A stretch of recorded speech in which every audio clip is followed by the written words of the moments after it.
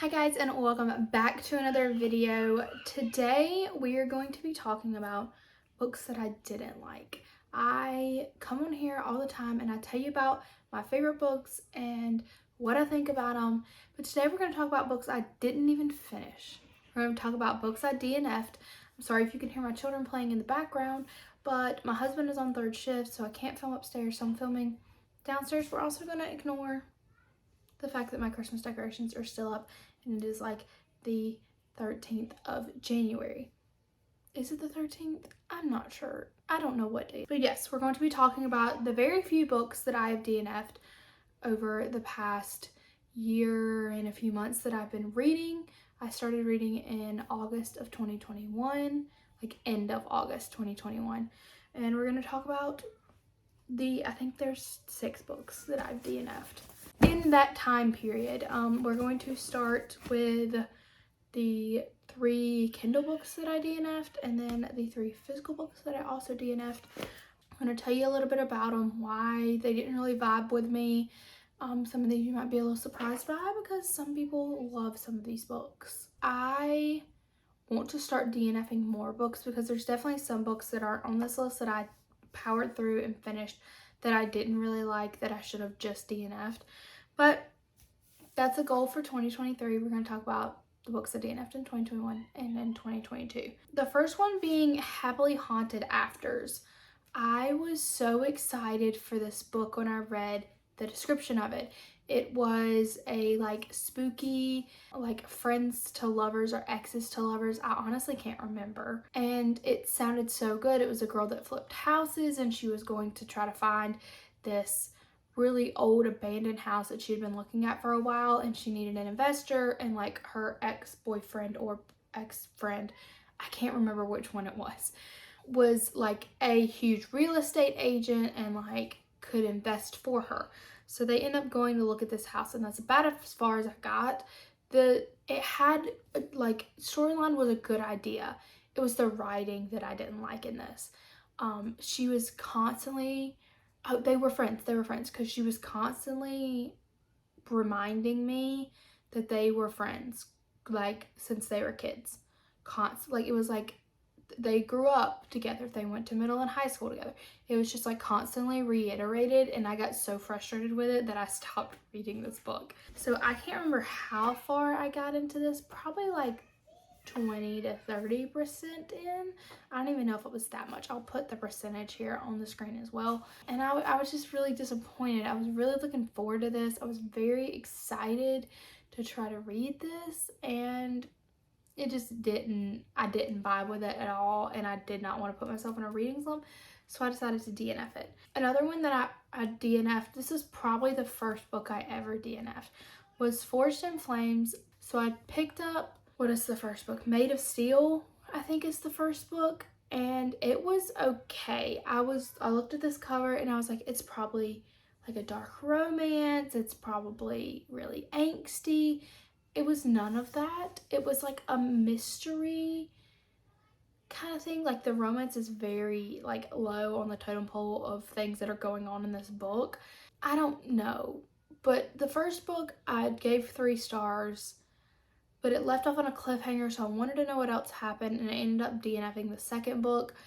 It was just weird. This girl is like in the witness protection program or something along those lines. She had a really abusive like stepfather or like guardian. Whoever was taking care of her was very abusive. I think he's supposedly in the mafia, but this isn't like a mafia book. So she goes to this college and she's having to lie to everybody about who she really is, and then she meets this guy, and like he knew her from before, but she doesn't realize that he knew her. But also there's this guy named the Vigilante, like wears a mask and like keeps trying to save her and take care of her and make sure that like this guy that was her guardian's like people aren't following her.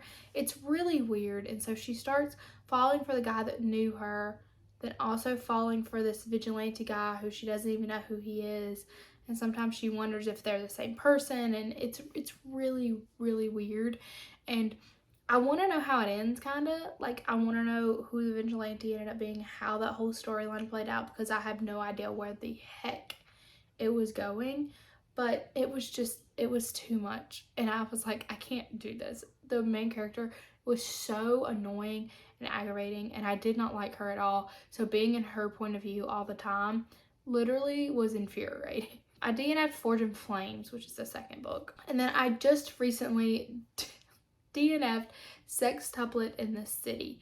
When I went to Florida at the beginning of the month, or technically it was the end of December, but when I went to Florida, I wanted to pick up an audiobook to listen to on the way down, so I picked up this one. It looks like a really cute, like it's got a cute cartoon cover. It was a fake marriage trope, which I love. I love a fake marriage. I love a marriage of convenience. I love a fake dating.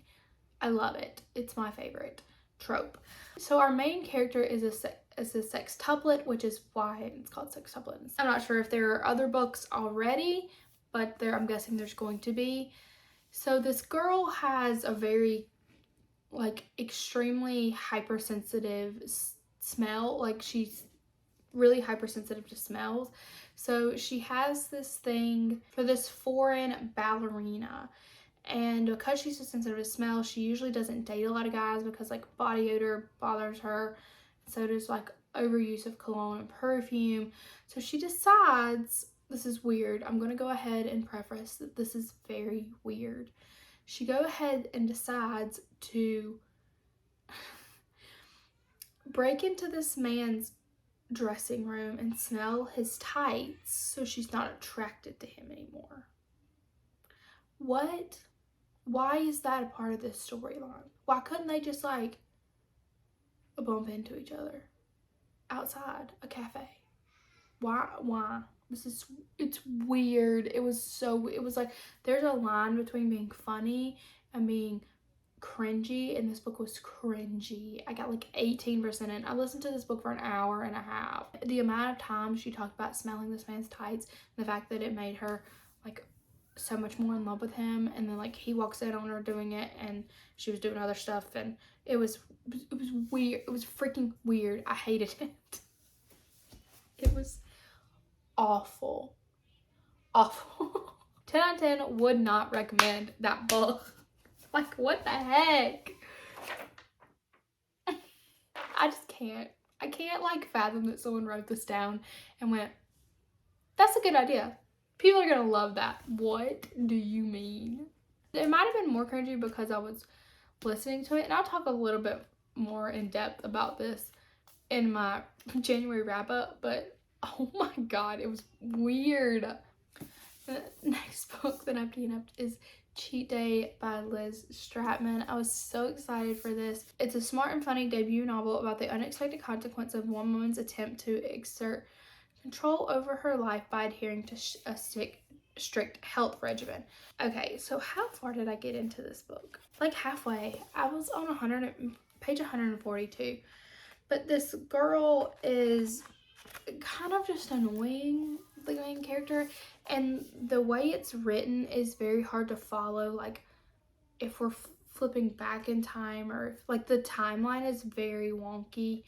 I DNF'd this in, like, February or March, so I don't remember a whole lot about it, but she's also, like, flirting with another guy that is not her husband, and I was so irritated with the writing and the main girl, and honestly, I can't remember much more about it than that, other than the fact that I was like, I don't know. I just wasn't into it. It was not for me. I would maybe try to finish Happily Haunted Afters. I would maybe try to come back to that. I would look up spoilers for The Forged in Flames, but I haven't even thought about that book until I decided to make this video, so there's that. Definitely will not finish Sextuplet in the City. I probably would never come back to this. I might. Maybe.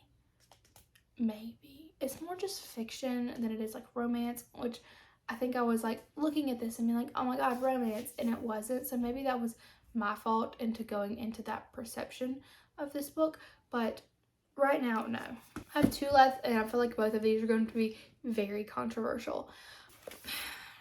You Deserve Each Other by Sarah Hoggle. I tried to start this. months ago, and I think I got 2 or 3 chapters in and was just not vibing with it at all. So I would definitely come back to this one. Definitely would come back. I wasn't connected to it. I honestly don't remember a single thing about it. I know that it's like a couple and they're like really struggling with their relationship before they get married, and then I really don't remember anything about this book. So I will definitely come back to this. But I did get like 3 or 4 chapters in and was like, I don't want to read this.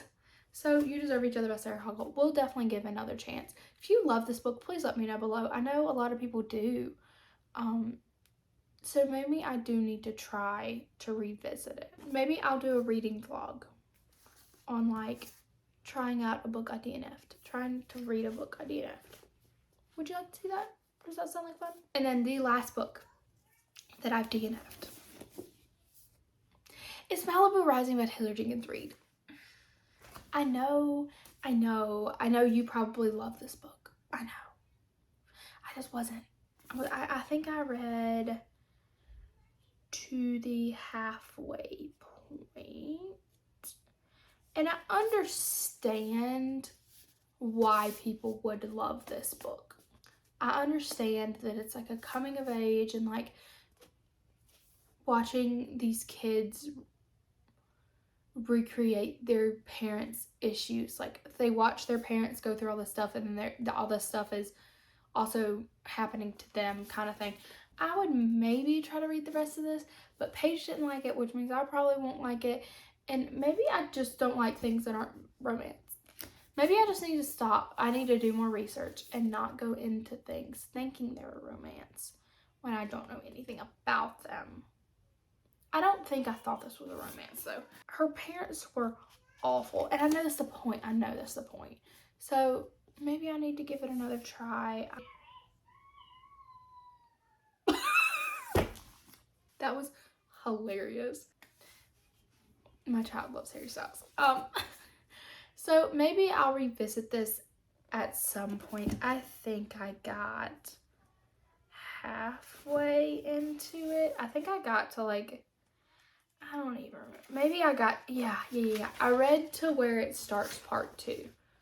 And it all like takes place within like a couple hours. It's like one night. The only people that I was interested in is like her brother and his girlfriend, which I think, is that what Carrie Soto is? I really don't remember. I know Carrie Soto is back, or whatever that book is called, is somehow connected to this. Am I lying? Am I wrong? I don't know. So Malibu Rising by Taylor Jenkins Reid, I just didn't vibe with it.